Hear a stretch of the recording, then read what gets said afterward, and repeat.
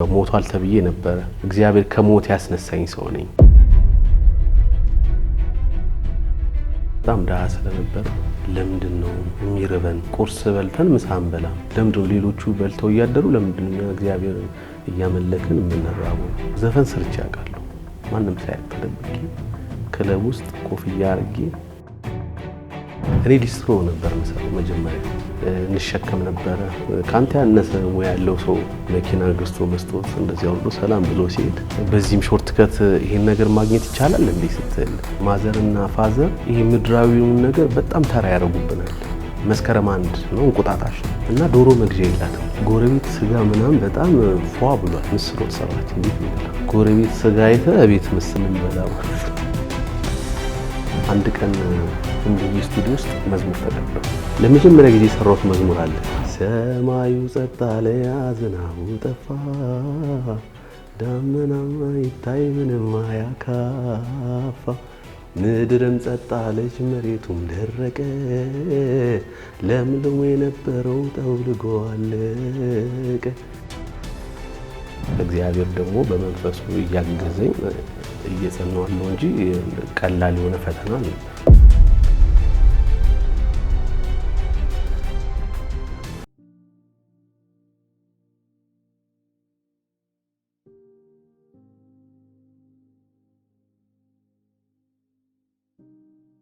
ዘማሪ ዮሴፍ ካሳ እባላለሁ። አሁን የምኖረው በካናዳ የኢትዮጵያ ወንጌላዊት ቤተክርስቲያን ኦቶዋ እዛ ውስጥ በፓስተር እና ዘማሪነት አገለግላለሁ። ኢትዮጵያ ውስጥ ነበር የምኖረው። አሁን ግን ወደ ካናዳ ሙቭ ካረኩኝ 8 ዓመት ይሆነኛል። ስለዚህ በዛች ባለች ቤተክርስቲያንና በዛው ባሉ አብያተ ክርስቲያናት አገለግላለሁ። በዓለም ዙሪያም ባሉ ቤተክርስቲያን እየሄድኩኝ አገለግላለሁ። ግን ሙሉ ጊዜ ሰጥቼ እያገለገልኩ ያለሁት በኦቶዋ ወንጌላዊት ቤተክርስቲያን ኦቶዋ ካናዳ ውስጥ ነው። የኔ ታሪክ እንግዲህ ያው ሞቷል ተብዬ ነበር። ብዙ ቦታ ይሄንን ነገር እመሰክራለሁ። እናቴ መውቀጫ እየወቀጠች እርጉዝ ሆና ወድቃ ውስጥ ያለው ልጅ ትክክል አይደለም ተብሎ እንግዲህ እግዚአብሔር ከሞት ያስነሳኝ ሰው ነኝ እና ለዛ ነው ዮሴፍ በህይወት አለ ብላ እናቴ ያው ስም ያወጣችልኝ እሷ ናት። ምክንያቱም የለም ተብዬ ነበረ። በህይወት ስላሳያት ጌታ እሷ ናት ዮሴፍ በህይወት አለ ብላ ስሜን በዛው ዮሴፍ ያለችው። ስለዚህ ከህይወቴ ጋር የተገናኘ ነገር አለው። በክርስቲያን ፋሚሊ ነው ተወልጄ ያደግኩት። አያቶቼ ሁሉ በጌታ ናቸው እና ክርስትናን በቤተሰብ ነው ያገኘሁት። ግን ቤተክርስቲያን የሚሄደው በግዴታ ነው እንጂ በውዴታ አይደለም። ደስ ብሎኝ አይደለም የሚሄደው። ቸርች ከመሄድ እኔ ኳስ ብጮህ ነው ደስ የሚለኝ። ምክንያቱም ቸርች ከቀረን እንገረፋለን እና የሚናገሩ ሰዎች አሉ ዛሬ አልሄድም ብሎ ወይ ደግሞ ስንገባ እንጠይቃ ቸርች ሄዳለሁ ምን ተማርክ ተብሎ ለሱን ለመመለስ መታገል ነው እንጂ ክርስትና ገብቶን አይደለም። እና ብዙ እንደ ክርስቲያን ፋሚሊ ደስ ብሎን አልነበረም። ወዶ ዘማች ሳይሆን የተገዶ ዘማች ነገር ነንና እቤትም በነበረም ፕሮግራም ፋዘር ደግሞ በጣም ፕሮግራም ላይ ያረዝም ስለነበረ ለኛ ቦሪንግ ነበረ ብዙ ነገር። ግን ድንገት ነው ያው ሁሌ የምንሰማው የእግዚአብሔር ቃል ሁሌ የሚጸለየው ነገር ወደ ውስጤ እየገባ ኢየሱስን እየወደድኩት የእግዚአብሔር አምላክነት እየገባኝ ደህንነት እየገባኝ የዘላለም ሕይወት እየገባኝ ድንገት ራሴን እየተቀየርኩ ድንገት አገልጋይ ሆኜ ያገኘሁት ራሴንና ሞመንት ነበረው ጊዜ ነበረው እንጂ እንደ ክርስቲያን ፋሚሊ እንዳደገ ሰው እንዳልኩ ኢንጆይ ያደረግነው ሳይሆን ለቤተሰቦቻችን ደስታና እነሱ ስለሚያዙን ነበር ቸርች የምንሄደው። በጣም ነው የሚገርመኝ። በተለይ የኔና እናት አባትና ብቻ ሳይሆን አብዛኛው ክርስቲያን ወላጆች የገባቸው እውነት በቀኛ ውስጥ እንዲገባ ይፈልጋሉና የሚጠቀሙት ነገር እንዳለ በእነሱ ኃይል ነው የሚጠቀሙት። በጣም አንዳንዴ ደስ ይለኛል። ረጅም ሰዓት እንድንጸልይ ነው የሚፈልጉት። በደንብ እንድናነብ ነው የሚፈልጉት። የገባቸውን እውነት በፍቅርም ብቻ ሳይሆን በኃይልም እንድትረዳ ይፈልጋሉ። ብዙ ቴምፕት የሚያደርግ ነገር ነበር። ያው ከዛ በኋላ ወደ ሙዚቃ ህይወት ውስጥ ነው የገባሁት። ሙዚቀኛ ነበርኩ፣ ሙዚቃ አጫወት ነበር እና አንድ ቸርች እየተጫወትኩኝ ፕሮግራም ሲያልቅ አንድ ሰው መጣና ለምን ክለብ አትጫወትም? በጣም የሚገርም ጣት ነው ያለ እና ለምን አትጫወትም? እና ለሚከፈለኝን ክፍያ ነገረኝ። በጣም ተፈተንኩኝ። በጣም ፋይናንሻል ፕሮብሌም ውስጥ ነበርኩኝ። በምስኪን በደሃ ቤተሰብ ነው ተወልጄ ያደግኩት፣ በስጋ ማለት ነው እንጂ በመንፈስ በጣም ሀብታም ነን። ሰው ጌታ ካለው ደሃ ነው ብዬ ስለማላምን ነው። እና ግን መከራዎች ችግሮች ግን ነበሩብን እና ልክ ይሄን ነገር ሲያወራኝ በጣም ተፈተንኩኝና ዘፈን ሰርቼ አውቃለሁ። ማንም ሳያውቅ ተደብቄ ክለብ ውስጥ ኮፍያ አድርጌ እና እጫወት ነበረ። ግን የጭንቀት ህይወት ነበር የነበረኝ። ያቺን ማገኛትን ብር ይዤ ለእናቴ ሰጣት ነበረ።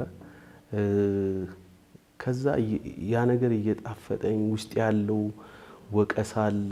ግን ይሄኛውን ነገር በቃ ሁለት ትግሎች ሆኑብኝና አንድ ቀን እናቴ ልጅ ትሰርቃለህ እንዴ አለችኝ። እንዴ እንዴት እንደዚህ አለችኝ? ኖ ትሰርቃለህ ወይ ንገረኝ እውነቱን፣ ይሄንን ብር ከየት ነው የምታመጣው አለች። እንዴ ለምን አልሽኝ እንደዛ አልኩ። ኖ እጅ ቆስሎ በቁስል እጅ ብር ስትሰጠኝ አይቻለሁ። ልጄ እኔ ወጥቼ እለምናለሁ እንጂ ብር አንተ ሰርቀ ብር አታመጣም። እውነቱን ንገረኝ፣ ይሄን ብር ከየት ነው የምታመጣው ስትለኝ እንዴ እናቴ እኔ ሰርቄ አላቅም አልሰርቅም እያልኩ እያለቀስኩ ቶሎ ብዬ ወጣሁ ከቤት።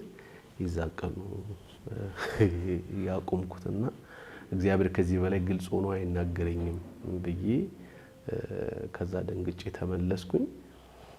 ግን ቴምፕትድ ያደርገኝ ነበር። አሁን ሰዎችን ሳይ ባስ ፀሐይ የመታ እየጠበቅ ካንተ ያነሰ ሙያ ያለው ሰው መኪና ገዝቶ መስጠት እንደዚህ አውርዶ ሰላም ብሎ ሲሄድ በዚህም ሾርትከት ይሄን ነገር ማግኘት ይቻላል እንዴ ስትል በኃጢአትና እግዚአብሔር በማይፈልገው መንገድ የሆነ ነገሮችን ማግኘት የምትችላቸው ነገሮች ሲመጡብህ ትፈተናለህ። እና የኔም ብቻ አይመስለኝ ብዙ ክርስቲያን ሰዎች ላይፍ የሚፈተን ይመስለኝ። ይሄ በአጫጭር ነገር ይሄ በኃጢአት መንገድ የሆነች ነገር ማግኘት ግን በጽድቅ መንገድ እየሄድክ መቸገር እና ይሄ መዝሙር አንድ ላይ ስለ ሁለት መንገድ አይደል የሚያስተምረን? የክፉዎች ምክር በክፉዎች ምክር ያልሄደ፣ በኃጢአተኞች መንገድ ያልቆመ፣ በፌዘኞች ወንበር ያልተቀመጠ። ይሄ ሰው ቤኔፊት አለው ነው። እምቢ ስትል ምን በውሃ ዳር እንደተተከለ ዛፍ ፍሬዋን በየጊዜው እንደምትሰጥ ቅጠሏም ይሄ ቤኔፊት ነው የምታገኘው እምቢ ስትል። ክፉዎችስ ማለት የሚያማምር ነገር አለ። ይሄኛው መንገድ ደግሞ ቤኔፊት አለው። ይሄኛው ቤኔፊት ደግሞ ምንድነው ስትል በቃ ክፉዎች እንደዚህ ናቸው፣ በነፋስ እንደሚጠረግ ገለባ ናቸው ወይ ደግሞ ትቢያ ናቸው። እና ይሄንን አልፈልግም እምቢ ስትልም የሚሰጥ ክፍያ አለ። አይ በዚህኛው መንገድ ብሄድ ይሻለኛል፣ ሾርት ከቷ የኃጢአት መንገድ ናት፣ የክፉ መንገድ ናት፣ ደስ የምትል መንገድ ናት፣ ግን ክፍያ አላት። በነፋስ እንደተጠረገ ትቢያ ነው የሚል። ይሄኛው ደግሞ የክፉ ምክር አለ። እምቢ ትላለህ፣ አልፈልግም ትላለህ። ተው የሚያብለጨልጭ ነገር አለ፣ ተው ደስ የሚል ነገር አለ። ጓደኞች እንደዚህ ሰክሰስፉል እያደረጉ ነው፣ ይሄንን እያገኙ ነው፣ እምቢ ትላለህ። ለሱም ክፍያ አለ። የሚሰራው ሁሉ ይከናወንለታል ነው የሚለው። እና ከዛ በኋላ ነው እንደውም ይሄንን ቃል ሳነብ በጣም አይምሮዬን እግዚአብሔር አረጋጋው። የኃጢአት መንገዶች፣ የክፉ ምክሮች ኢንቫይት የሚያደርጉ እንዴ እንደዚህ ብታደርጉ እኮ ይሄንን ታገኛለህ የሚል ግን መጨረሻው እንደ ትቢያና እንደ ገለባ የምትጠረገው አልፈልግም ስትል ደግሞ በውሃ ዳር እንደተተከለ ፍሬዋን በየጊዜው እንደሚሰጥ ነው የሚለው። እንግዲህ ስለዛ ያ ቃል ስለ ሁለት መንገድ ነው የሚናገረው። በዚህ ኬክ ይሄን ታገኛለህ፣ በዚህ ኬክ ይሄን ታገኛለህና የእግዚአብሔር ቃል ደግሞ ይያው እና ይሄ ነገር በደንብ ሲገባኝ በቃ ብዙ መፈተኔ እግዚአብሔር ከህይወት ያወጣው። በዛ በነበርንበት ጊዜ ቸርች ውስጥ ሙዚቃ ስትጫወት ቸርች ውስጥ የሚሰጥ ክፍያና በዓለም ብትጫወት የሚሰጥ ነገር አንድ አይደለም። ዓለም የምትሰጥ ዝና አለ፣ ዓለም የምትሰጥ ክብር አለ፣ ዓለም የምትሰጥ ፋይናንሻል አለ፣ ግን ጊዜያዊ ነው እና በጌታ ቤት ስትሆን ደግሞ የምትጎዳ ይመስላል፣ ግን አትጎዳም። ብዙ እንዲህ የምትጠቀመው ነገር አለ፣ በመንፈሳዊ በረከት የምትባረከው ነገር አለ። ኢየሱስ የሚባል አምላክ አለ እና እሱ ነገር ግን እንዳይገባን ሰይጣን በጣም ብዙ ነገሮችን ያው እንትን ያደርጋል፣ ቻሌንጅ ያደርጋል፣ እንድትንገዳገድ እንድትወድቅ ያደርጋል። እግዚአብሔር ደግሞ በመንፈሱ እያገዘኝ እየጸናዋለሁ እንጂ ቀላል የሆነ ፈተና አልነበረም። በጣም ደሃ ስለነበር ለምንድን ነው እግዚአብሔር ሀብታም ያደረገን እንላለን? ለምንድን ነው የሚርበን? ማለት አንዳንዴ ቁርስ በልተን ምሳ አንበላም። እናቴ የለም ትለናለች፣ እራት ይኖራል ትለናለች። በግምት ብዙም ነን ቤት ውስጥ እኛ እኮ ብዙ ነን እምልህ ከተማ በለን እኮ ማለት የሚሰራው ነገር ለሁሉም በቀደመ ነው። የቀደመ ካለቀ አለቀ። ልብስም ምልስ እንተኛም እና ለምንድን ነው እግዚአብሔር ሀብታም ነው? ለምንድን ነው እኛን ሀብታም የማያደርገን እላለሁ። እና በቃ በእምነትም እንጸልይ፣ ጌታ ሆይ በቃ አሁኑኑ ሚሊዮነር ሀብታም እንድታደርገን እንላለን እኮ እንጸልያለን። ምክንያቱም እግዚአብሔር ጸሎት ይሰማል ስለምትለን፣ ታዲያ ለምንድን ነው ይሄን ነገር የማይመልስልን እንላለን? ለምንድን ነው በችግር ውስጥ የምናልፈው እንላለን። እና እኔም በግሌ በሞግተውም ያው እንግዲህ እንደ አረዳዳችን እንደ እድገታችን አይደል፣ እንደ መንፈሳዊ ብስለታችን አይደል እግዚአብሔርን እንደ ባንክ ቤት አይደለም እኮ እግዚአብሔር ትልቅ አምላክ ነው። እና ቻሌንጅ የነበረን ነገር እሱ ነበረ። ለምንድነው ሌሎቹ በልተው እያደሩ ለምንድነው እኛ እግዚአብሔርን እያመለክን የምንራበው እንል ነበርና ግን እሱን ቻሌንጆች ሁሉ ያጠፋልን የመንፈሳዊ እድገት ነው ማለት በደም ስለ እግዚአብሔር ስናቅ እግዚአብሔር ዝም ብሎ በቃ ባገኘው ቁጥር የሚያበላ የሚያጠጣ ልብስ እየገዛልን የሚሰጥ አንድ እንደ ባለሀብት ሰውዬ እየሄድክ ብር እየተቀበልክ የምትሄደው ሳይሆን እግዚአብሔር ትልቅ አምላክ እንደሆነ ከዚህ ከሚታይ ነገር ያለፈ ለዘላለም የጠራ ልጆቹ እንደሆነ ሲገባን ነው። ያው አጸላላይም እየተቀየረ ይመጣል እና እኔ እንደውም አሁን ነው በደንብ እየገባኝ ያለው ሰው ለካ ይሄ የሚለብሰው የሚበላው የሚጠጣው ያገኘው ነገር አይደለም ሀብት ኢየሱስ ነው። ማዘርና ፋዘር ይሄ ምድራዊውን ነገር በጣም ተራ ያረጉብናል። አሁን እኔ በአገልግሎት ደስ ብሎኝ እናቴ የሆነ ሀገር ሲሄድ ነው በጣም ኤክሳይት ምንድነው ኤክሳይትድ የምትሆነው ትለኛለች። አንተ እኮ ይዘላለም ህይወት አለ እንዴ እግዚአብሔር ቢባል አምላክ አለን ትላለች። እኔ እንደውም ምስር ወጥ በጣም ነው የምወደው። ምስር ለምን እንደወደድኩ ታውቃለህ? እንግዲህ ሴፕቴምበር ማለት መስከረም 1 ነው እንቁጣጣሽ ነው እና ዶሮ መግዣ የላትም። ጎረቤት ስጋ ምናምን በጣም ፏ ብሏል ነው የላትም።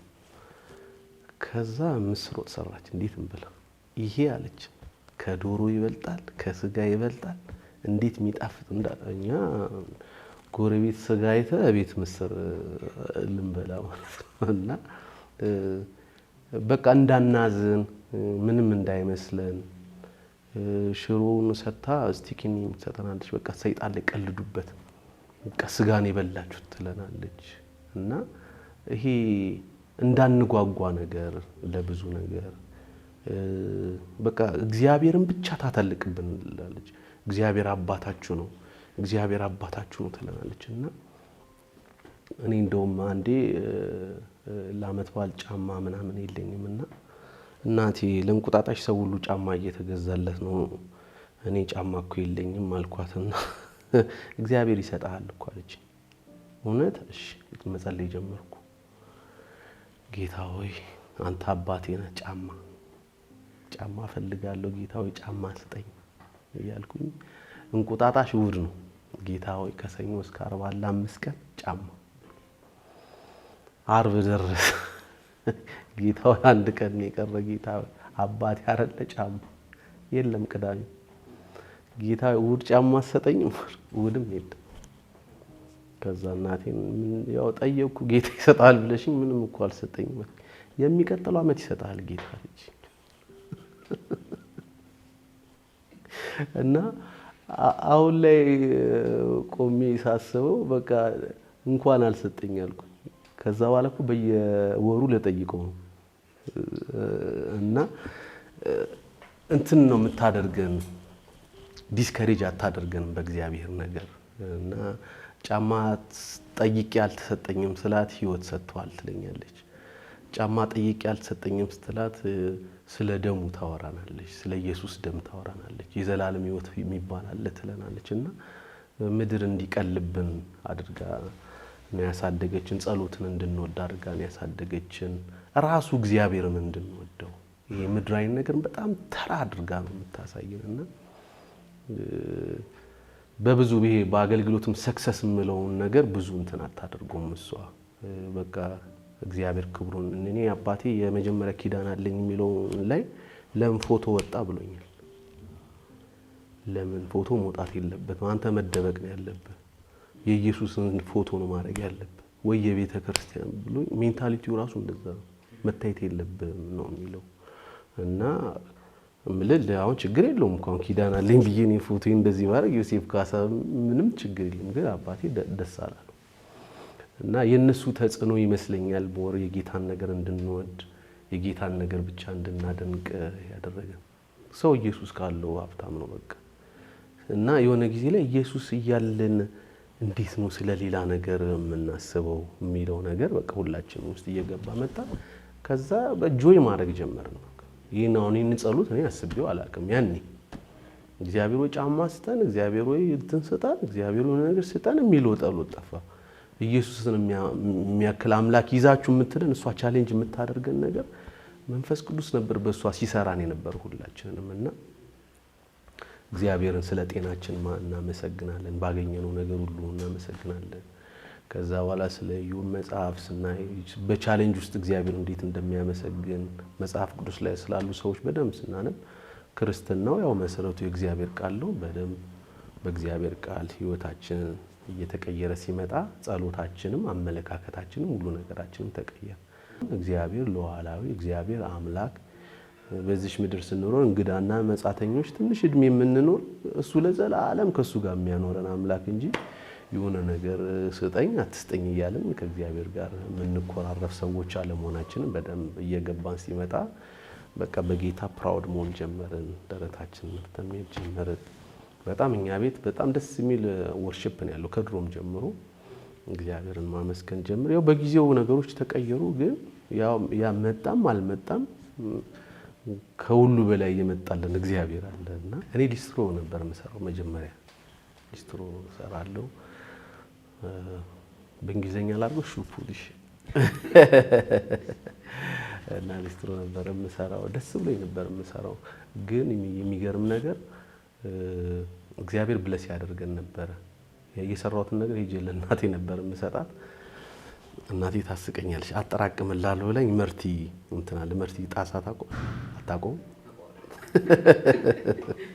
እዛ ውስጥ አስገባለሁ። በቀን 2 ብርም በቀን 5 ብር ምናምን እሰራለሁና ደስ እዛ ውስጥ አጠራቅምና የሚገርም ከስር ከፍቷለች እሷ እና እኔ በዚህ አጠራቅማለሁ። እሷ ከስር እያወጣች ቡናዋን እና ትገዛና ይሞላል አንተ ብቻ ጠብቅ ትለኛለች።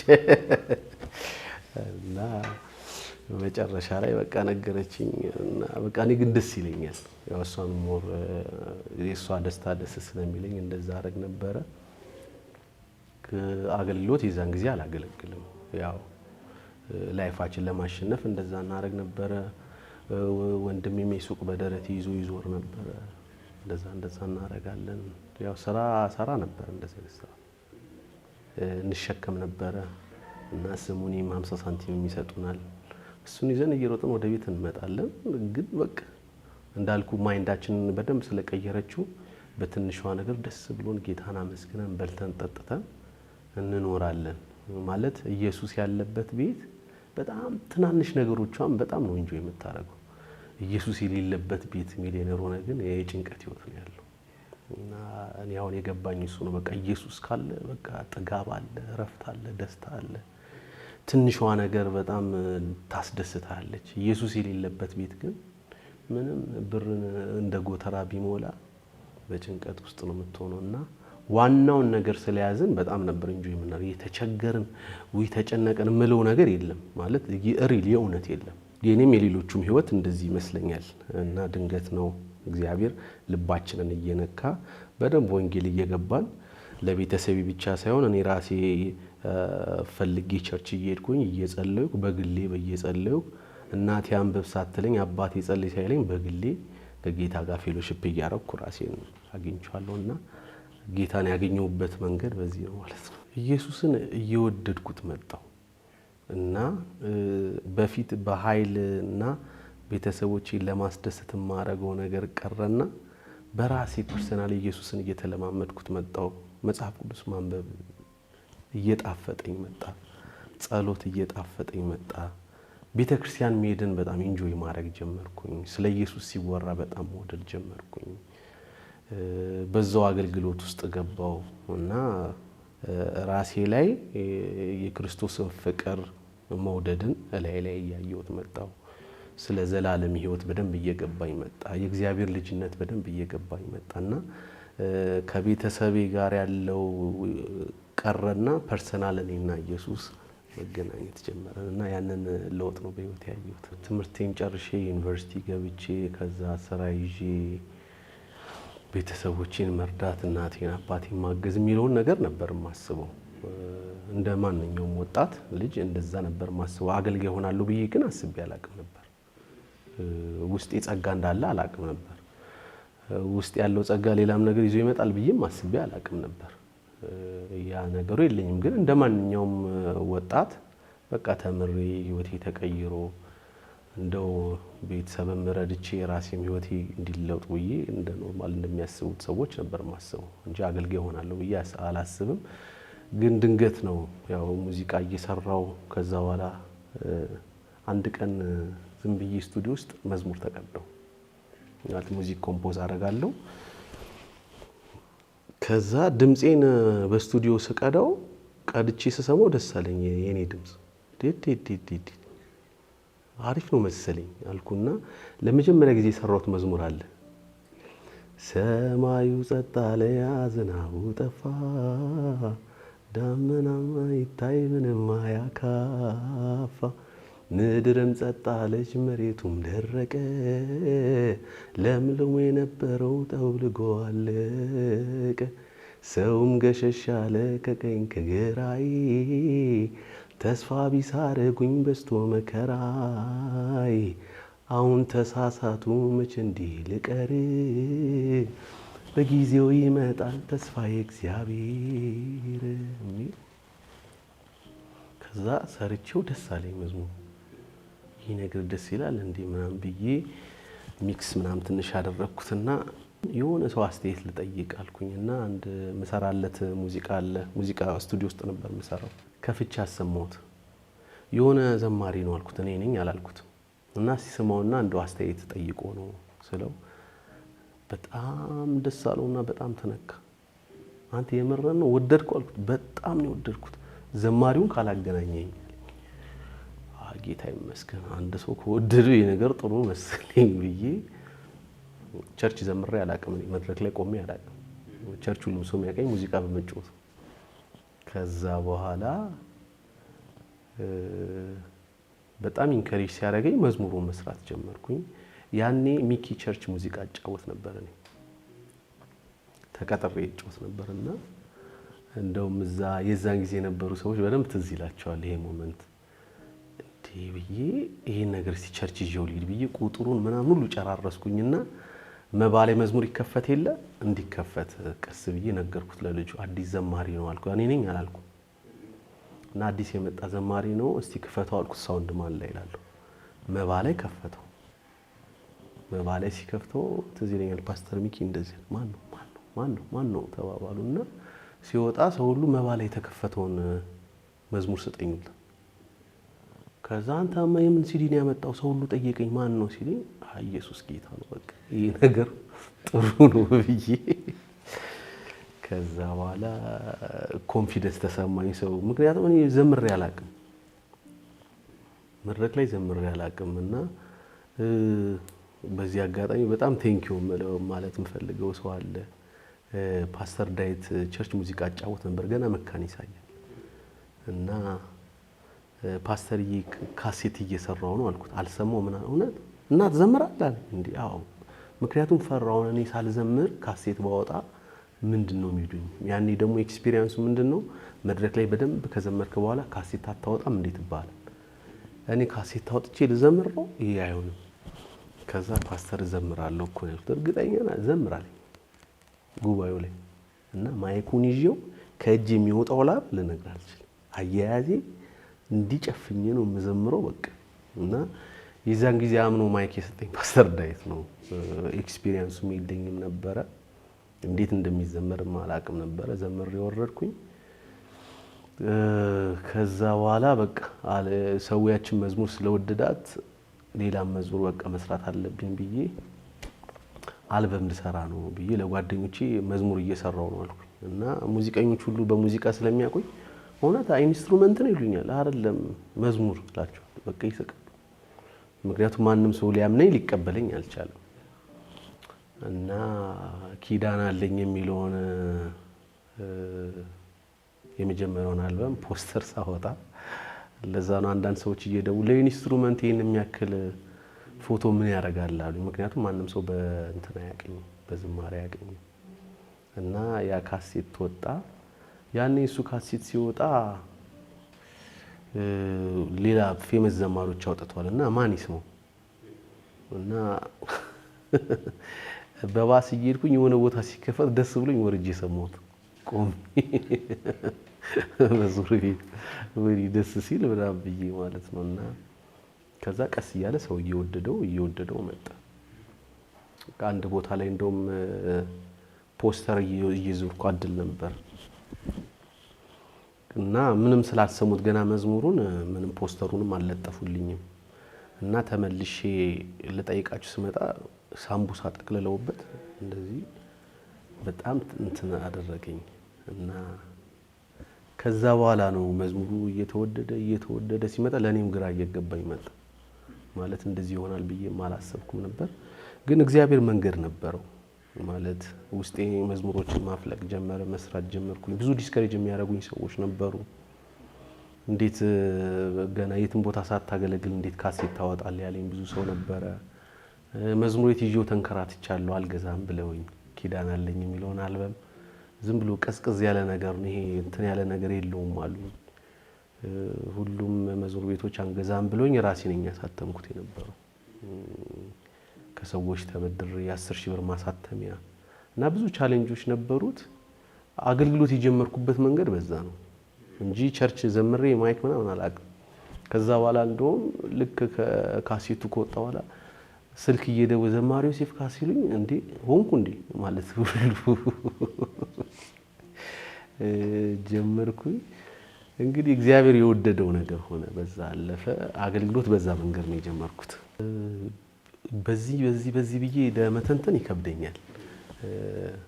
አንዳንዴ መዝሙር መጽሐፎችን ሳነብ ወይ ደግሞ የእግዚአብሔርን ቃል እያነበብኩ አይዲያው ነው የሚመጣልኝ።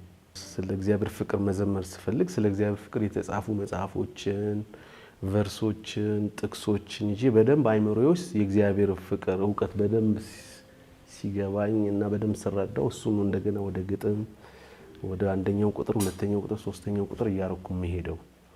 ምክንያቱም ከዛው አርዕስ ስለማልወጣ ማለት ነው። እግዚአብሔር ነው ውስጤ ፍልቅ የሚያደርገው ማለት ሙሉ ግጥሙን ይሰጠኛል አይደለም፣ ግን በደንብ አይዲያውን ሲሰጠኝ በዛ አይዲያ ላይ እንትን አደርጋለሁና ኪዳን አለኝ የሚለውን ግን የኪዳን ኃይል የሚል ስብከት ሚኪ እየሰበከ ሙዚቃ እየተጫወትኩ ነበርና ስለ እግዚአብሔር ኪዳን በጣም ያስተማረበት ወይ እንትን አደረገኝ እና እሱን ትምህርት በደንብ ስማር ነው ሲገባኝ ነው ግጥሞቹን አይዲያዎቹን ከዛ ያገኘሁት። ዞሮ መዝሙር ለመጻፍ የግድ መሰረታችን የእግዚአብሔር ቃልና የእግዚአብሔር ቃል ብቻ ነው። ከቃል ውጪ መስራት አንችልም። ስለዚህ ወይ የእግዚአብሔርን ቃል እየሰማን ወይ የእግዚአብሔርን ቃል እያጠናን ወይ እያሰላሰልን የሚመጣ ነገር ነው።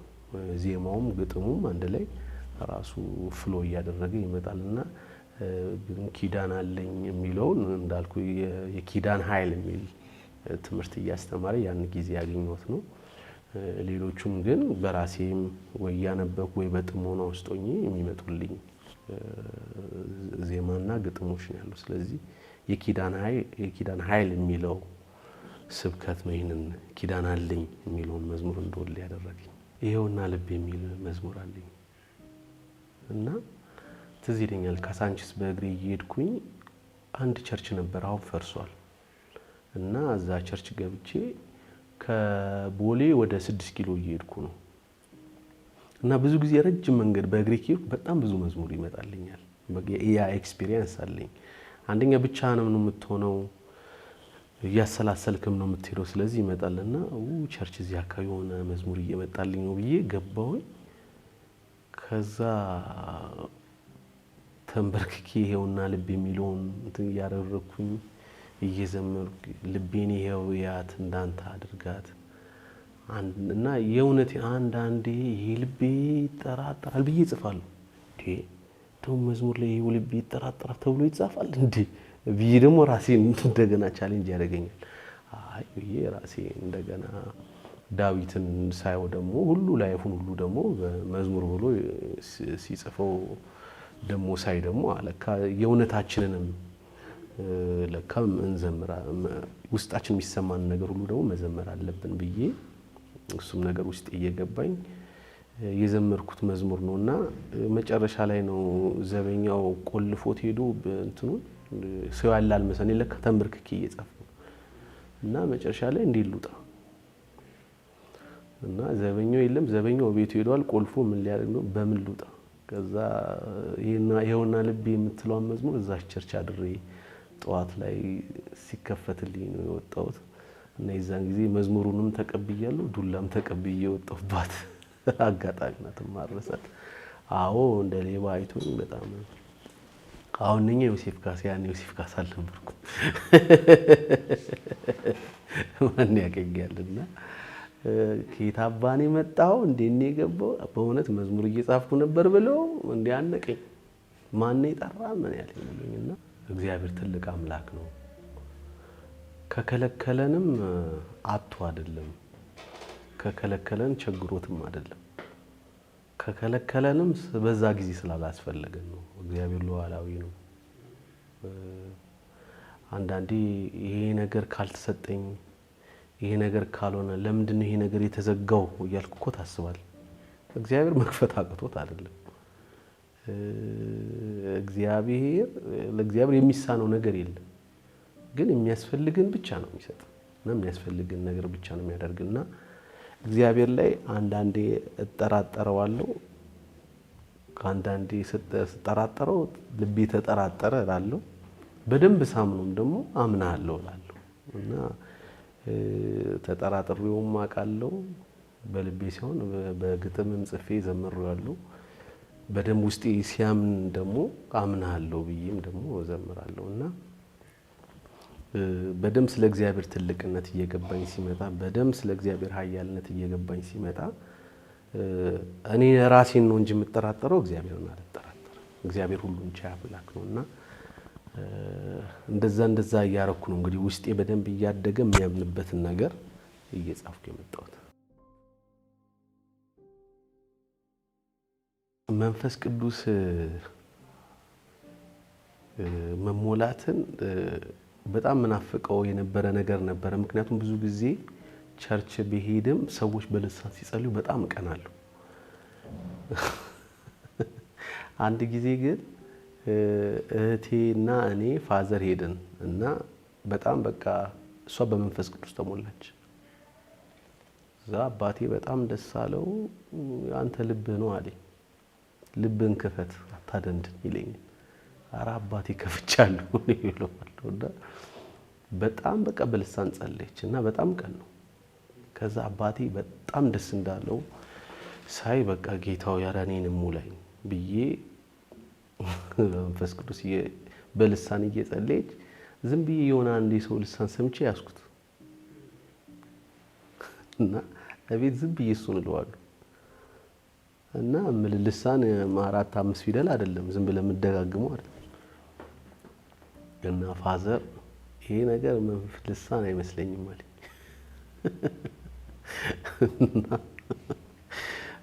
ልሳን አልነበረም አይሰው ይዤ ሃሌሉያ ሃሌሉያ ብያችንን ነው የምለው እና ወይ አይረዝም ወይ በደንብ አልጸልየው እኔ ተሞልቼ አይደለም ማለት ፍላጎቱ ነበረኝ ግን የሰው ተባራሪ ልሳን ይዤ ነበር እንደዛ ማረግውና ፍላጎቱ ቢኖረኝም ግን በደንብ ለመጸለይ ኢንተረስትድ በሆነም መንፈስ ቅዱስ በጊዜው ነው የሚሞላ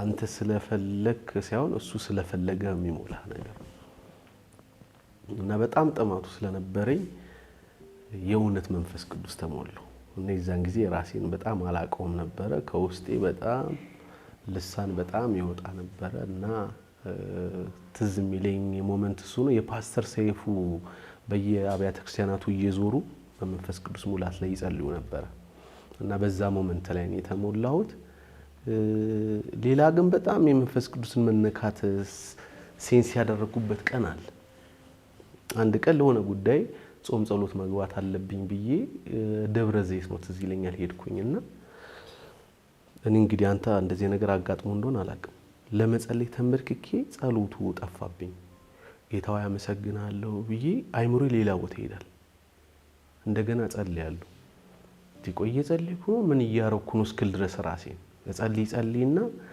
አይምሮ ብትን ይልብኛል ለእንትና አልደውልኩም እንትን እኮ እንደዚህ ማድረግ አለብኝ ተንበርክኬያለሁ እኮ ይሄን ነገር እንደዚህ ወይ በየሳራ ልጸልይልና እንደገና መለሳለሁ እና ራሴን ጠይም እየጸለይኩ ነው እየተላፈው ነው ስራት ምን ይያረኩ ነው ማለት ድራይቭ አርጌ ረጅም ሰዓት ነድቼ ጾም ጸሎት ልግባ ብዬ ተንበርክኬ አይምሮዬ ሌላ ቦታ ነው መጸለይ ይፈልጋለሁ ምን እንደምጸልይ አላቅም ልጸልይ ስል ያልቀብኝ ምንድነው ማረገው የሚል ነገር ውስጥ ሆንኩኝና በተወሰነች ደቂቃ ውስጥ ሆኜ መንፈስ ቅዱስ ማለት ጀመርኩ መንፈስ ቅዱስ በቃ መጸለይ አልቻልኩም መንፈስ ቅዱስ ያልክ ይሄ መንፈስ ድካምን ያግዛል ይላል አይደል እንዴት እንደምትጸልዩ እንኳን አታውቁም ይላል በማይናገር መቃተት ይማልድልናል የሚለው ቃል ይዛን ጊዜ ነው የገባኝ መንፈስ ቅዱስ ይያልኩ ሲቃ ታቃል የሚል ሲቃ ከውስጥ ይሞት ኮንትሮል ማድረግ የማልችለው ለክሶ ኮንትሮል ማድረግ የማልችለው ንዝረት ኮንትሮል ማድረግ የማልችለው ሰውነቴ ሲንቀጠቅ አንዳንዴ ተው ብትለው እሺ ማይልህ ሁሉ ነገርን የሚቆጣጠር ስለምን እየጸለይኩ እንደሆነ አላቅም ምን እያወራው እንደሆነ አላቅም ራሴን በወዴ ተኝቼ ነው ማቀው እና ሁሉ ነገሬን ሲይዘው መንፈስ ቅዱስ አየውኝና 3 ሰዓት 4 ሰዓት በላይ ስለምን እየጸለይኩ እንደሆነ ሳላቅ ራሴን አገኘሁት ከዛ ክፍል መውጣት ፈራሁ በጣም ወደድኩት ጸሎትን ወደድኩት የእግዚአብሔርን ቃል ማንበብ ወደድኩት እና ለካ ያለ መንፈስ ቅዱስ ራሱ መጸለይ እንደማንችል የገባኝ ቀን ያ ነው ለመጸለይ ስል ዝም ብዬ ስርዓት ለመፈጸም ተንበርክኬ አነብንቢ ሞረድና መነሳት እንዳልሆነ የገባኝ ራሱ ጸሎትም ዝማር ሁሉም ነገር ያለ መንፈስ ቅዱስ እንደማይቻል የገባኝ ድካማችንን እንደሚያግዝ በውስጣችን እንደሚማለድ የገባኝ ቀን ያ ቀን ነውና ያችን ቀን አረሳትም በጣም እና አሁንም የሆነ ነገር ለመጸለይ ሊያዛጋኝ ሲል መንፈስ ቅዱስን እንጠራለሁ አግዘኝ ይላል እና ሲያግዘኝ በደንብ ነው ማየውና እኔ ሰው ወዶ ይንቀጠቀጣል ብዬ አላስብም አሁን ማለት ህይወቴ ላይም ቤተሰቤ ላይ የማየው ነገር አለ ይሄ ኢሞሽን ነው ስሜት ሳይሆን መንፈስ ቅዱስ ሲመጣ በጣም ያስታውቃል እና ብዙ ጊዜ ራሴን በጣም እንግዲህ የየሰው ይለያያል በጣም መንፈስ ቅዱስ እንደሲነካኝ ማውራት እስከማልችል ድረስ አንደበቴ ይያዝብኛል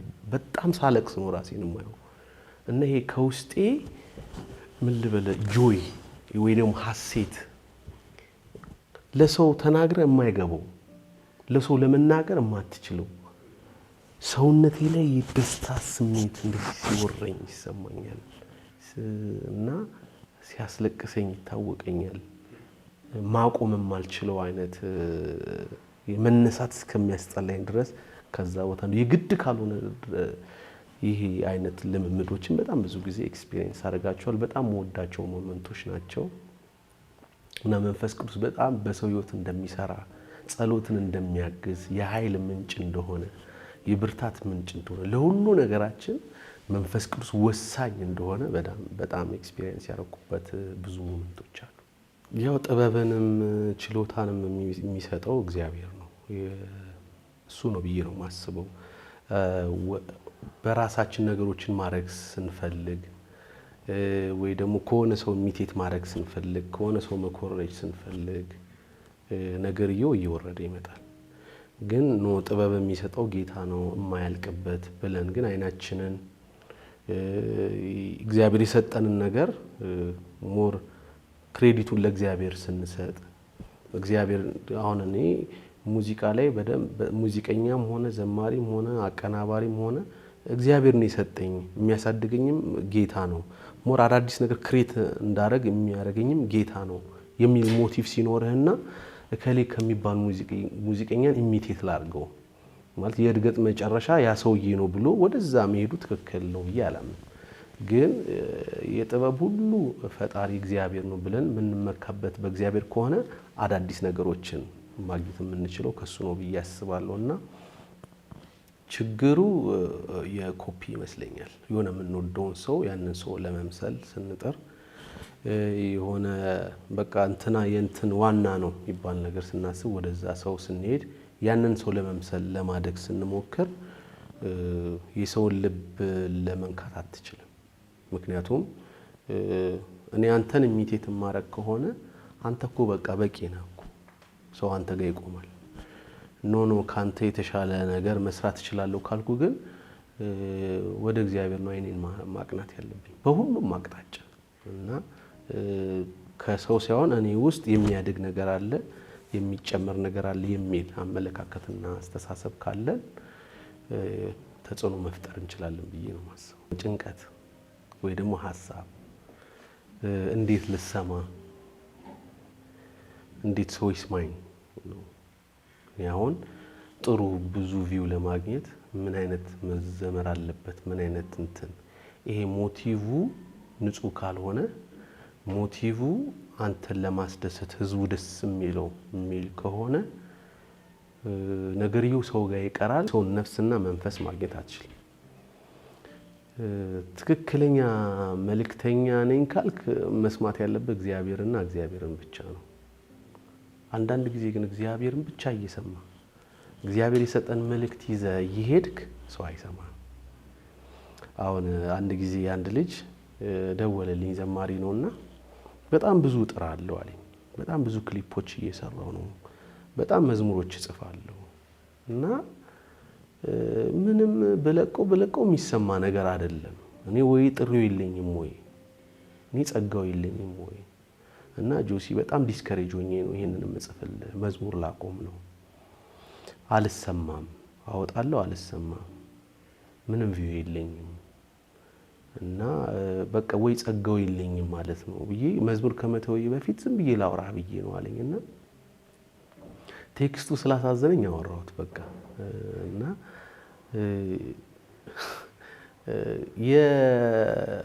የጸጋ ትክክለኛና አለመሆኑ መታወቂያው የሰው እይታ ወይ የሰው መውለድ አይደል።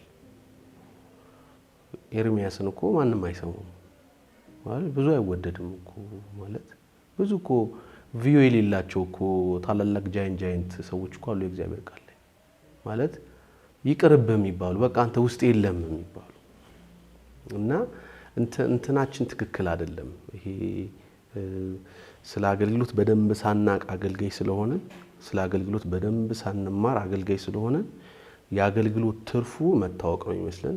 በጣም እግዚአብሔር ሞገስ አምነ ከተባለ ተሰሚነት ያለን የሞገስ ትርጉሙን ከተሰሚነት ጋር ሰፍተነዋልና ስለዚህ አንድ ነገር ስጽፍ አንድ ነገር ስሰራ ሰው ምን ይወዳል በሰው ዘንድ ተቀባይነት ይኖረኛል የሚለው ሞቲቭ ነው ያለን እንጂ ኖ እኔ መልእክተኛ ነኝ እግዚአብሔር የሰጠኝን ነገር ነው የምሰጠው ለምን 20 ሰው አያየውም ሜቢ ለ20 ሰው ይሆናል የተጠራው የሚለው ሜንታሊቲ የለንም እንጂ መንፈሳዊ አገልጋዮች ከሆነ በዘፈኑ ዓለም ወይ በሌላው ዓለም የተጠራውም ለሰው ነው የምትሰጠውም ለሰው ነው። አላማም ሰው እንዲያውቅ ነው። ወደ ክርስትናው ስትመጣ ግን ዲፈረንት ነው። አንተ የእግዚአብሔር መልእክተኛ ብቻ ነው። ለመስጠት ብቻ ነው የመጣው ከእግዚአብሔር ተቀበለና ያኛው ነገር ስለተቀላቀለብን ልሰማ ወይ ደግሞ ልታይ ብዬ ስለሆነ የመጣሁት ስንት ሰው አገኛለሁ፣ ስንት ቪው አገኛለሁ፣ ሰው የሚወደው ምንድነው ብዬ በሰው ለመታወቅ ስለመጣው ምንነሳው ከእግዚአብሔር ሳይሆን ካንተ ኢንተረስት ነው ምንነሳው እና ያ ነገር ስለተቀላቀለብን ይመስለኛል ትክክል ማን ነው እንጂ እኔ በትክክል እግዚአብሔር የሰጠንን ነገር ይዘን እግዚአብሔር እኔ ትልቁ ቪወራችን ጌታ ነው ብዬ ነው ማሰብ። በቃ እግዚአብሔር ሚሊየን ቪወር ነው ማለት በቃ እኔ አሁን ለልጁ ያልኩት ነው ዘመር እንዴ አንተ የምትዘምረው ለእግዚአብሔር አይደለም። መጽሐፉም እኮ ዘምሩ ለአምላካችሁ ዘምሩ ነው የሚለው እንጂ ለዩቲዩብ ዘምሩ አይልም እኮ ማለት ለሆነ ኮንግሪጌሽን ዘምሩ አይልም። የመጀመሪያ ቪወራችን እግዚአብሔር ነው። ከዛ በኋላ ነው ለሰው የምናደርገውና አንዳንድ ሰው ተሰማው ብዙም አልተሰማው ብሎ በጣም ዲስከሬጅ ይሆናልና መሰረታችን ትክክል ስላልሆነ ነው ብዬ ነው ማስበውና ወቃሼ ነው፣ አስተማሪ ነው፣ መካሬ ነው፣ አጽናኜ ነው፣ ኃይሌ ነው፣ ጉልበቴ ነው፣ እንዳልኩ በድካሜ የሚያግዘኝ ነው። መንፈስ ቅዱስ ነው አይደል? ኢየሱስ ስለኔ የነገርኳቸውን ያሳስባቸዋል፣ ያስታውሳቸዋል፣ አጽናኝ ነው፣ አስተማሪ ነው አይደል? አሁን አንዳንድ ጎበዝ አስተማሪዎች አሉ አይደል? መጽሐፍ ቅዱስ ላይ በደንብ ነው ቴዎሎጂካል በደንብ የሚያስተምሩ ሰዎች አሉ። መንፈስ ቅዱስ አስተማሪ ብቻ አይደለም፣ የተማርከውን እንድታደርግ ኃይል የሚሰጥ አቅም የሚሰጥ ጉልበት የሚሰጥ እንደው እዚህ ምድር ላይ ስኮላር ከምትለው በላይ በደም ጄኒውሊ የሚያስተምር አምላክ ነው ያለንና መንፈስ ቅዱስ በቃ ኢየሱስን እንድትወደው የሚያደርግ ነው። ሜዲቴት እንድታደርግ የሚያደርግ በአገልግሎት ኢሳይያስ የምክር መንፈስ ይላል፣ የኃይል መንፈስ ይላል፣ የጥበብ መንፈስ ይሏል እና የጥበባችን ምንጭ እሱ ነው። ለአገልግሎት ኃይሌም እሱ ነው። አንዳንድ ጊዜ በራሴ አገልግዬ አውቃለሁ፣ በመንፈስ ቅዱስ ኃይል አገልግዬ አውቃለሁ። በራስ ስትዘምር ስሜታዊ የሆነ ነገር ይሆናል። ሰውን በስሜት በጣም ማነቃቃት ትችላለህ። ፐርፎርም ማድረግ ትችላለህ። ወይስ አገልግሎት ፐርፎርም ማድረግም ትችላለህ። በጣም ፐርፎርም እያደረክ የሰውን ስሜት መንካት ትችላለህ፣ ማዘለል ትችላለህ፣ ወንበር መስበር ትችላለህ። በመንፈስ ቅዱስ ኃይል ስትዘምር ግን የሰው ቀንበር ትሰብራለህ። የሰው የደከመን ነገር መስበር ትችላለህ። መንፈስ ቅዱስ ፊት ለፊት ሆኖ ምክንያቱም ኃይልም ነው የኃይልም ለአገልግሎታችን ኃይል የሚሰጠን እሱ ነው። እኔ አሁን መድረክ ላይ ስወጣ ኮንፊደንስ ሆሊ ስፒሪት እንዳልኩ ነው። ኢሞሽናል የሆነ ነገር መንፈስ ቅዱስን ከኋላ አድርገህ በስሜት መዘመር ትችላለህ። ሁለቱም አለው እንትን ይመስላል። እኔ አንዴ ተስፋዬ ጋቢሶ የመከረኝ ምክር በጣም ለኔ ፓወርፉል ነው እና አንድ ሰው ቤት ሄደን የእሳት ይነዳል መስቶት ነገር ላይ ነውና ይሄን እሳት ታየዋለህ አለኝ። አይሞቅም እኮ አለኝ እና የሆነቱም አይሞቅም ይላል እና አያቃጥልም። ልክ የሀብታሞች ቤት አይታል አርቲፊሻል ነው የለውም፣ መብራት ናትና ፍትላሽ ፍም ይመስላል። አይፈጅም። ወረቀት ብታረግበት ምን ብታረግበት የሚያቃጥል ነገር የለው፣ ግን እሳት ይላል። አንዳንድ ፌክ እሳቶች አሉ የማይለውጡ ኢሞሽን ብቻ ያላቸው እና ለዛ ነው ያልኩ ይሄ ልክ አገልግሎት መድረክ ላይ ስትቆም የምትጀምረው ነገር አይደለም። መንፈስ ቅዱስ በቃ ሁሉ ነገር ውስጥ ነው ያለው። እኔ መንፈስ ቅዱስን ታምኜ ስቆምና በጾም ጸሎቴና በእንትኔ ታምኜ ስወጣ አንድ አይደለም። መንፈስ ቅዱስን ፊት አስቀድ ለዘማሪ ብቻ እኮ አይደለም ማለት ለሰባኪ በደንብ ተዘጋጅተ 50 ኮሜንተሪ እዚህ ደርድረህ በደንብ ተዘጋጅተ አንደኛ ሁለተኛ ሶስተኛ አራተኛ ብለህ ተዘጋጅተህ ወጥተህ ስታስተምርና መንፈስ ቅዱስ ነው አስተማሪ መንፈስ ቅዱስ ሁለንተናዬን ተቆጣጣ አንተ ሜን ቲቸር አንተ ነህ ብለህ ስትወጣ አንድ አይደለም ሰው ላይ የሚገባው እና በስሜታዊ ነገር የሰው ደጁን ነገር ነው የምናገኘው የሰው ስሜቱን ነው የምናገኘው ሲወጣ የሚረሳውን ነገር ከመንፈስ ቅዱስ ጋር ስትቆም ግን የሰው መንፈስ ታገኛለህ የሰው ልብ ታገኛለህ እና መንፈስ ቅዱስን በአገልግሎት ያይቸዋለሁ የሰውን ቀንበር ሲሰብር አይቸዋለሁ መንፈስ ቅዱስ አብሮ ሲቆም ፍሎ ያደርጋል መንፈስ ቅዱስ አብሮ ሲቆም ሰው ይነካል ስሜቱ ሳይሆን መንፈሱ ይነካል ልቡ ይነካል ይጸጸታል ይመለሳል ብቻህን ስትቆም ግን የሰውን ስሜት ትነካለህ ልክ ሲወጣ ምን እንደተካሄደም ይረሳዋልና በጣም መንፈስ ቅዱስ ለአገልግሎታችን በጣም ሜን መሰረታዊ ነገር ነው ምክንያቱም መንፈስ ቅዱስ ስትል ኃይል አለው ውስጥ ኃይል ስትል ደግሞ የሚሰብረው ነገር አለ የሚያደቀው ነገር አለ የወደቀን የሚያነሳበት አለ የሳተ ይመለሳል ኃይል በቃ ለሆነ ነገር የሚነሳበት ነገር ነውና መንፈስ ቅዱስ ለአገልግሎታችን ሜን ነገር ዋና ነገር ነው በቃ መንፈስ ቅዱስ ከሌለ መቀመጥ ነው ያለብን መንፈስ ቅዱስ አብሮን ከሌለ በቃ ብቻችንን እና ለአገልጋዮችም ለኔም ለህይወታችንም ለግል ህይወታችንም ለአገልግሎታችን ለሁሉ ነገራችን መንፈስ ቅዱስን ይዘን ነው እውቅና መስጠት አለብን ፊት ለፊት አንተውን ማለት አለብን ራሳችንን ሃምብል ማድረግ አለብን መንፈስ ቅዱስ በህይወታችን እንዲሰራ መፍቀድ አለብን እንጂ ያለበለዚያ አገልግሎት ደስ ይያለ እንድታገለግል አይሆንልህ አሁን ተረጋግቷል ልብ የሚል መዝሙር አለ አንዳንዴ ሳልረጋጋ ይመዝሙሩ ይመጣል ብሮ ይለኛል ማለት ይመጣል እና የሌላ ሰው መዝሙር እስኪመስለኝ ድረስ ከፍቼው ብቻ እንደገና የሌላ ሰው ነው ይመስለኝ አብሬ ይዘምራለሁ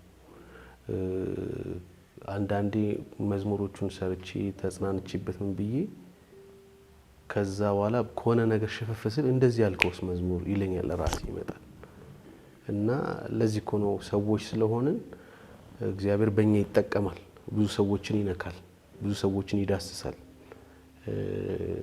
ከዛ ግን ያ መዝሙር ተመልሶ አንተንም ነው የሚያጽናና እኛኮ አንድ ፓርት ኦፍ የእግዚአብሔር ቢሰራብንም እኛ እንደ አሸንዳ ብቻ ሆነን አይደለም በእኛ አልፎ ብቻ ሊሰራ እኛንም ነው የሚሰራንና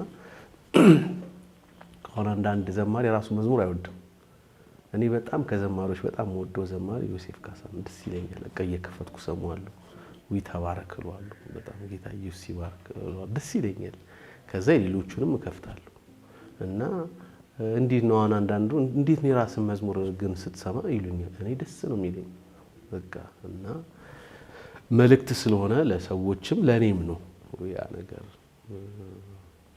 ስለዚህ አንዳንዴ ራሱ የሰራዋቸው መዝሙሮች መተራሴን ቻሌንጅ ያደርጉኛል እንደዚህ ብለ አልነበር ይለኛል አዎ ብዬ መለሳለሁ ለዛ ነው ምንም ብንስትም እንደገና ይመልሰናል ጌታና ያው የመንፈስ ቅዱስ ዋናው ባህሪው ምክራል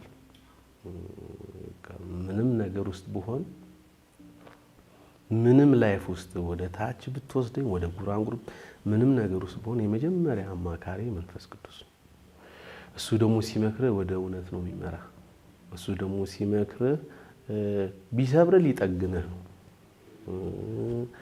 ቢገስጽ ሊመልስህ ነው ቢያስለቅስም ባህልን ጠርጎ ሊያባብልህ ነው እና የኢየሱስ የመንፈስ ቅዱስ ምክር እንትን ነው አንዳንድ ሰው የሚመክርህ ሊሰብርና ሊጠልህ ነው አንዳንድ ሰው ሲመክርህ በኔጌቲቭ የመንፈስ ቅዱስ ምክር ግን አንተን ለማንሳት ወደ እውነት ለመምራት ነውና ስለዚህ መንፈስ ቅዱስ በራሴ የሚመክረኛል በመዝሙሮች የሚመክረኛል በራሱ ይመክረኛልና ሰው የመጀመሪያ መካሪው የመጨረሻው መካሪ ማድረግ ያለበት ሆሊ ስፒሪት ነው መንፈስ ቅዱስ ነው ምክንያቱም እሱ ሊያሳድግህ ነው ሊያቀናህ ነው እሱ ያውቃል ከምን አንፃር ምን እንደምታረግ በምን ሞቲቭ እንደሁሉ ነገር ያውቃል እና መንፈስ ቅዱስ ለኔ መካሪ ማጽናኝም ረዳቴም ጋሼም በቃ ሁሉ ነገር ፓኬጅ ነው ዘርዘረ ማስጨርሰው ለአገልግሎቴም ለህይወቴም ኃይሌ ነው። በቃ ስዘምር ራሱን ሰው አለ ይለማል ደስ ይለኛል። በቃ ሆሊ ስፒሪት ኮንፊደንስ የምሱ እና ያለሱ ምንም ነገር ማድረግ አንችልም። እና ዜሮ ነው ዜሮ ታውቃለህ። መደሰት አትችል፣ መሳቅ አትችል። በተለይ በደንብ ሆሊ ስፒሪትን ተለማምደው መታቆ መጸለይ አትችል። በቃ እኮ ኢየሱስ እኔ ብሄድ ይሻላችኋል ብሎ እኮ የተላከልን እኮ በቃ እሱን በምድር ላይ ስንኖር ያለን እኮ እሱ ነው መንፈስ ቅዱስ ነው። እና ያለ መንፈስ ቅዱስ ራስን አስበው ታውቃለህ ካልከኝ ካሰብኩት ይሄ ባዶ የሆነ ሰው ህይወት የሚያስጠላው ሰው ማለት በቃ ከመኖር መሞት የምትመኝ አይነት ሰው ነው የምትሆነው። መንፈስ ቅዱስ ግን ተስፋ ነው። መንፈስ ቅዱስ 24/7 ላይፍን ኢንጆይ እንድታረግ የሚያደርግ ሰው አለ የለም አገኘህ አጣ የሆነ ነገር ጎደለ አልጎደለ። እኔ አሁን የመንፈስ ፍሬ ይላል አይደል ገላትያ ላይ የመንፈስ ፍሬ እኮ በልሳን ብቻ የምትገልጠው አይደለም። የመንፈስ ፍሬ ልሳን የምትለው ነገር እኮ የምትንቀጠቀጠው ፍሬ ነው። ፍቅር ደግሞ የሚጠላን ሁሉ የምትወድበት ማለት ነው። እኔ አንዳንዴ አሁን ሰው በጣም በመንፈስ ቅዱስ አምናለሁ ብሎ ስታየው ግን ጥላቻ ስታየው የመንፈስ ፍሬ ተብሎ ፍቅር፣ ደስታ፣ ትዕግስት ይላል። የሆነ ጊዜ ይሻሻላል፣ የሆነ ጊዜ ይመለሳል፣ የሆነ ጊዜ ይለወጣል የሚል አንድ ትዕግስት የለውም አንዳንድ ሰው። እና የመንፈስ ቅዱስን ያመነ ይመስላል ስለ መንፈስ ቅዱስ ሊያስተምር ይችላል። መንፈስ ቅዱስ በውስጥ ያለ ሊል ይችላል። መተግን ስትነካ አንድ ፍሬ አታገኝም። ፍቅር አታገኝም፣ ትዕግስት አታገኝም፣ ሰላም አታገኝም፣ ደስታ አታገኝም እዛ ሰው ላይና መንፈስ ቅዱስ ሰላማችንም ነው ማለት ሰላሙ ነኝ ብዬ ሳይሆን ራሱ ሰው መንፈስ ቅዱስ አለኝ ካለ ፍሩት አለው እና መንፈስ ቅዱስ ሰላሜ ነው። ለዛ ነው ብር ባይኖር መንፈስ ቅዱስ ይኖር ደስታ አለ። ምንም ባይኖር መንፈስ ቅዱስ ካለ ሰላም አለ። ምንም ባይኖር መንፈስ ቅዱስ ካለ ትዕግስት አለ። ምንም ባይኖር መንፈስ ቅዱስ ካለ የዋህ ራስን መግዛት ብሎ የሚደረድራቸው ፍሩቶች ሁሉ ራስ ላይ ይኖራሉና መንፈስ ቅዱስ ዋነኛ ነገር ነው ብዬ ነው ማምነው። ለካ መንፈሳዊ ለሆነ ሰው በቃ ያለ መንፈስ ቅዱስ ሰርቫይቭ ማድረግ አንችልም። እና ሰው ጨነቀኝ ካለ መንፈስ ቅዱስ ነው መጥራት ያለበት። የታለ የኔ መንፈስ ቅዱስ ነው ማለት ያለበት። ደስታው ከጠፋበት መንፈስ ቅዱስ ራሱ ላይ ነው ቼክ ማድረግ ያለበት። መንፈስ ቅዱስ እያለ ማዘን አትችልም። መንፈስ ቅዱስ እያለ ጥላቻ ውስጥ ሊኖር አይችልም። መንፈስ ቅዱስ ውስጥ አትችልማ በቃ የመንፈስ ብሎ ፍሬ ነው ያለው። የሚታይብህ የሚዳሰስ የሚነካ ነገር ነው ፍሬ ማለትና ስለ መንፈስ ቅዱስ ያለኝ የኔ አመለካከት ሳይሆን ቃሉ እንደዚህ ብሎ ነው ቁጭ ያደረገው ፍንትው አድርጎ። መንፈስ ቅዱስ አለኝ ካልክ ማስረጃው በልሳን መጸለይ መንከትከት ብቻ አይደለም። በቃ ፍሩት አለ፣ የሚታይ ነገር አለ። ፊትህን ሳየው ውስጤን ደስታ ትሞላኛለህ። ምንም ባይኖረኝ ምንም አንተው ትበቃኛለህ። የእግዚአብሔር ፊት ደስታ ነው ማለት ምንም ነገር በህይወት ይምጣ፣ ምንም ነገር በህይወት ይፈጸም፣ እኔ በምንም አይነት ጎዳና ውስጥ ልለፍ፣ በምንም አይነት ቻሌንጅ ውስጥ ልለፍ፣ በቃ ወደ እግዚአብሔር ፊት ስትመጣ የሚሰማ ደስታ አለ። እኔ ሰይጣን ለዛ ይመስለኛል እኮ ከእግዚአብሔር ፊት ሊለየን የሚፈልገው ከመንበርከክ ህይወት ሊለየን የሚፈልገው ያቺ በጣም ወሳኝ ቦታ ናታ። ኃይል የምትቀበልበት ደስታን ይዘህ የምትነሳበት በቃ እግዚአብሔር ስትልኮ በቃ ህይወትን የምታገኝበት ቦታ ነውና መኖር አልችልም እኔ ስትለየኝ ከጎኔ ያልኩት በቃ ደስታዬ፣ ሰላሜ፣ እረፍት ሁሉ ነገር እግዚአብሔር ጋርና እግዚአብሔር ጋር ብቻ ነው ያለው እና መኖር አልችልም እኔ ስትለየኝ ከጎኔ ያልኩ ይዘመርኩት በጣም በብዙ አይነት ቻሌንጅ ውስጥ ሳልፍ በብዙ አይነት ችግር ውስጥ ሳልፈና የሆነ ነገር ሲወጣጥረኝ ለራሴ የሆነ ነገር ይሄ ነው ሞጫው ብዬ ሳስብ ሁሉም ግን ጭንቀትን ሞር ሲጨምሩብህ ቻሌንጅ ሞር ሲጨምሩብህ ለካ የሰላም ምንጭ የደስታዬ ምንጭ ኢየሱስና ኢየሱስ ብቻ። ልክ ወደዛ ዞር ስል ፊትህን ሳይሆን ይሄ ደስታ ትሞላኛለህ። ለካ ምንም ባይኖር ኢየሱስ ብቻውን የደስታ ምንጭ ነው። እሱ ነገር ሲገባኝ የጻፍኩት መዝሙር ነው። አንዳንድ ሰው ይሄንን መዝሙር ሲሰምዶ ማይ ዳግም ከተወለድክ በኋላ እኮ ምንም መንፈስ ቅዱስ ካንተ አይደለም በምንም ህይወትስ ብትሆን ደስታ አለ ይላሉ። እስቲ ወደ እግዚአብሔር ወደማይወደው ነው ወደማይፈልገው ህይወት ውስጥ ግባ። በጣም ዲፕረስድ ነው የምትሆነው። ደስታ አታገኝ። እግዚአብሔር በማይፈልገው መንገድ ሂድ እንዴ ፊል አታረጉም። የጌታን ነገር እንደው ፊል የምታረገው ጭንቀት ነው። ይሄ ደስ የማይል ነገር ነው። ልክ ስትመለስና በኢየሱስ ደም ታጥበህ በትክክለኛው መንገድ ስትመጣ ቲዩን ታረጋለህ። ደስታን ጌን ታረጋለህ። ሰላምን ጌን ታረጋለህና ህይወት ደግሞ ሰላም ሲኖር ነው። ህይወት ደስታ ሲሆን እንጆይ አታረጉም ህይወትን ያለ ደስታ። የደስታችን ምንጭና ምንጭ ቦታው ደግሞ ኢየሱስ ብቻ ነው። ከዛ አንፃር እየተነሳው የዘመርኩት መዝሙር ነው። ሁሌ ጊዜ መናፍቅ የነፍሴ ጥማት የምትወድ ኢየሱስ የኔ አትሂድብኝ ከኔ ያላንተ መኖር አልችልም ታውቃለህ አቅምን የለኝም ኢየሱስ የኔ አትሂድብኝ ከኔ አትሂድብኝ ደካማ ነኝ ያላንተማ አቅም የለኝ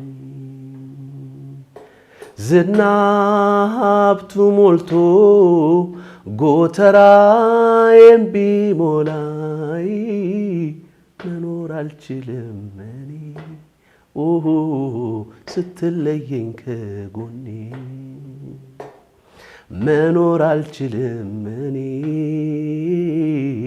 ስትለየኝ ከጎኔ መኖር ይከብደኛል ሕይወትም ይታክተኛል አይ መኖር አልችልም እኔ ስትለየኝ ከጎኔ አባትዬ የኔ ጌታ ናፍቆቴነ ጠዋትም ማታ መገኘት ልውና ጥማቴ ነው እሱ ነውና።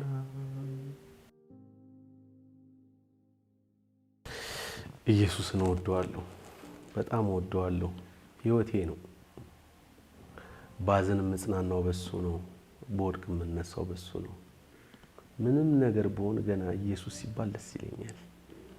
አባቴ ነው፣ አዳኜ ነው። ስለሱ ዘምሬ ስለሱ አውርቼ የእውነቴን ነው አልጠግብም። ስሙ ውስጥ ደስታ አለ፣ ስሙ ውስጥ ፈውስ አለ። ኢየሱስ የሚለው ፊደል አይደለም፣ በውስጡ በጣም ደስታ አለ።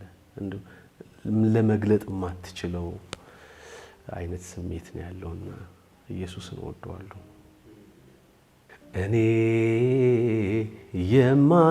የማይረሳኝ ውለታ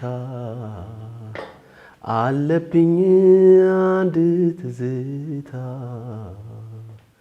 ቀራንዮ መስቀሉ ላይ ሞቶ ያዳነኝ እኔ የማይረሳኝ ውለታ አለብኝ አንድ ትዝታ ቀራንዮ መስቀሉ ላይ ሞቶ ያዳነኝ። ኢየሱስ ህይወት ነው። ኢየሱስ ሰላም ነው። ኢየሱስ እረፍት ነው። ያለ ኢየሱስ ህይወት ባዶ ናት። ኢየሱስ እውነተኛ የደህንነት መንገድ፣ እውነተኛ ሰላም፣ እውነተኛ እረፍት። እኔ የምሰጣችሁ ሰላም ዓለም እንደሚሰጥ አይደለም ማለት።